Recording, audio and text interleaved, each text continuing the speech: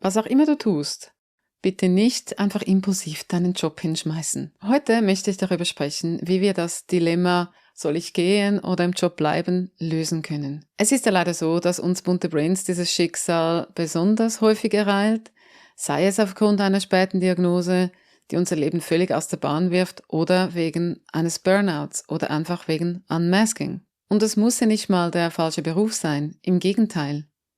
Häufig lieben wir unsere Jobs sogar oder der Bereich, aber vieles geht einfach so gegen unsere vermutlich schon sehr lange unterdrückten, nicht bewussten Bedürfnisse, siehe auch meine Masking-Videos, dass es so nicht weitergehen kann. Und don't get me wrong, manchmal ist es auch wirklich eine super Idee, so schnell wie möglich aus einem Job zu verschwinden, sei es aufgrund Mobbing oder weil es sonst für dich untragbar und deine mentale und deine körperliche Gesundheit in Gefahr ist, also spätestens dann. Aber bitte immer erst zu einer Arztperson gehen vor der Kündigung.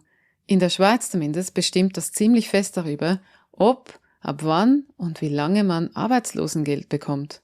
Vereinfacht gesagt, und darum geht es jetzt heute nicht. Doch gerade wenn nichts davon der Fall ist, du deinen Job eigentlich liebst, macht es Sinn, zuerst das eigene Gedankenkarussell zu bremsen und die vielen Gedankenblitze, die da kommen, in eine Struktur zu bringen. Denn damit triffst du am Schluss nicht nur die bessere Entscheidung, sondern es hat auch noch einen anderen ziemlich positiven Effekt. Aber bevor ich darauf eingehe, hier erst die versprochene Struktur in Form von Reflexionsfragen, die auch in meinen Coachings und Begleitungen oft zum Tragen kommen und gekommen sind. Welche deiner Bedürfnisse müssen künftig besser oder überhaupt erstmal erfüllt werden? Welche Anpassungen braucht es, damit du deinen Job gut und auch happy ausführen kannst? Was sind für dich die absoluten No-Gos, die nicht mehr sein dürfen? Und jetzt egal, ob es realistisch ist, jetzt im Moment oder nicht, einfach bitte mal runterschreiben.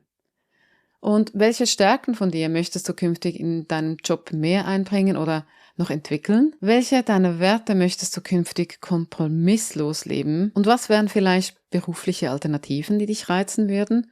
Ganz hypothetisch, egal ob Selbstständigkeit oder festangestellt. Und so wirst du viel deutlicher sehen, ob es realistisch ist, dir deine Bedürfnisse im jetzigen Job zu erfüllen, etwa indem du das Gespräch oder mehrere Gespräche suchst und oder selbst noch was anpassen kannst.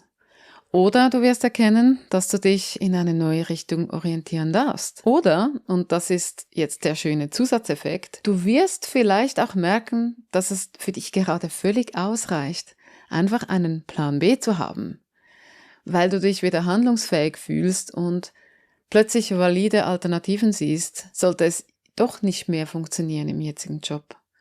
Und es gibt ja auch immer die Option, neben dem jetzigen Beruf, Stelle, Job, was aufzubauen oder in Ruhe eine neue Stelle zu suchen, wenn nicht gerade etwas total schief hängt, wie gesagt. Denn manchmal sehen wir vor lauter Aufregung und Angst die Alternativen irgendwie nicht oder alternative Lösungen. Das ist noch witzig, weil einerseits haben wir ja so ein divergierendes Brain, aber andererseits kann es einfach sein, dass in gewissen Situationen, also so geht's mir zumindest oft, irgendwie plötzlich so ein Tunnelblick kommt und das Gefühl, dass man gefangen ist. Und gerade eben diese Alternativen zu sehen, auch wenn sie vielleicht wirklich noch so sehr weit weg sind, das kann einfach mega befreiend sein und es kann einem die Ruhe geben, sich einfach mal so ohne Versprechen umzuschauen. Und weil wir gerade von Stellenwechsel und so sprechen, ich habe in der Beschreibung einen Guide mit Reflexionsfragen verlinkt, extra erstellt von einem bunten Brain für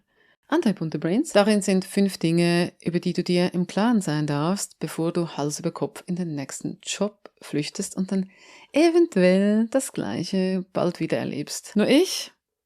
Nein? Diese Momente von soll ich oder soll ich nicht sind immer scary und oft auch sehr erschöpfend. Doch wenn man sich zumindest ein paar Tage Zeit nimmt zu analysieren, gerne auch mit anderen Menschen, wenn du das brauchst, kann man eigentlich keine falsche Entscheidung treffen. Weil es gibt super viele Lösungsansätze und du bist auch nicht irgendwo gefangen und nichts davon muss sofort geschehen. Okay? Ich hoffe, dass dir das ein bisschen aus dem Dilemma hilft, wenn du da drin steckst. Wie gesagt, lade dir auch gerne das PDF herunter, um mehr Klarheit zu bekommen. Und wenn du magst, Like doch gerne mein Video und teile es mit einem Menschen, der das vielleicht gerade braucht. In diesem Sinne, danke fürs Reinhören, viel Glück und bis bald. Tschüss.